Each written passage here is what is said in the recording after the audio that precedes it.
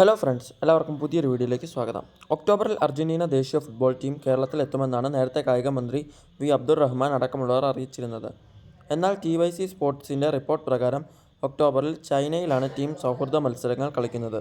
വിശദമായ വാർത്തയിലേക്ക് കടക്കുന്നതിന് മുമ്പായി നിങ്ങൾ ചാനൽ സബ്സ്ക്രൈബ് ചെയ്യാതെയാണ് വീഡിയോ കാണുന്നതെങ്കിൽ ഉറപ്പായും ചാനൽ സബ്സ്ക്രൈബ് ചെയ്ത് വെക്കുക.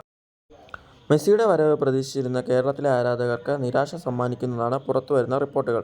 ഒക്ടോബറിൽ അർജന്റീന ഫുട്ബോൾ ടീം ചൈനയിൽ 2 സൗഹൃദ മത്സരങ്ങൾ കളിക്കുമെന്നാണ് TYC സ്പോർട്സ് റിപ്പോർട്ട് ചെയ്യുന്നത്. ഒരു മത്സരം ചൈനയ്ക്കെതിരെയും രണ്ടാമത്തേത് ജപ്പാൻ, റഷ്യ, ദക്ഷിണ കൊറിയ എന്നിവയിലെ ഒരു ടീമുമായി കളിക്കുന്നത്. TYC ജേർണലിസ്റ്റായ ഗ്ലാസ്റ്റൺ എഡ്യൂൾ ആണ് ഇക്കാര്യം പുറത്തുവിട്ടത്. സംസ്ഥാന സർക്കാരും കായിക മന്ത്രി വി അബ്ദുറഹ്മാനും ഏറെ കൊട്ടിഘോഷിച്ച അർജന്റീന ഫുട്ബോൾ ടീമിൻ്റെ കേരളത്തിലേക്കുള്ള വരവ് പ്രതിസന്ധിയിൽ. സ്പോൺസർ കരാർ തുക അടയ്ക്കാത്തതു കാരണം ധാരണ പ്രകാരം പറഞ്ഞ തീയതി കഴിഞ്ഞ് 3 മാസം പിന്നിട്ടിട്ടും സ്പോൺസർ റിപ്പോർട്ട് ബ്രോഡ്കാസ്റ്റ് കോർപ്പറേഷൻ പണം അടച്ചിട്ടില്ല.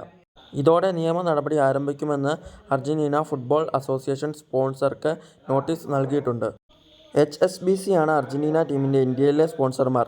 മെസ്സി ഉൾപ്പെടുന്ന അർജന്റീന ദേശീയ ഫുട്ബോൾ ടീം 2025 ഒക്ടോബറിൽ ഇന്ത്യയിലെത്തി ഒരു അന്താരാഷ്ട്ര പ്രദർശന മത്സരം കളിക്കുമെന്നാണ് HSBC പ്രസ്താവനയിൽ പറഞ്ഞിരുന്നത്. എന്നാൽ പുറത്തുവരുന്ന റിപ്പോർട്ടുകൾ പ്രകാരം അർജന്റീന കേരളത്തിൽ കളിക്കാനുള്ള സാധ്യത കുറവാണ്. ഇതുപോലത്തെ ലേറ്റസ്റ്റ് ന്യൂസ് അപ്ഡേറ്റ്സിനായി ഈ ചാനൽ മറക്കാതെ നിങ്ങൾ സബ്സ്ക്രൈബ് ചെയ്ത് വെക്കുക. അടുത്തൊരു കിടിലൻ വീഡിയോ ആയിട്ട് വീണ്ടും കാണാം.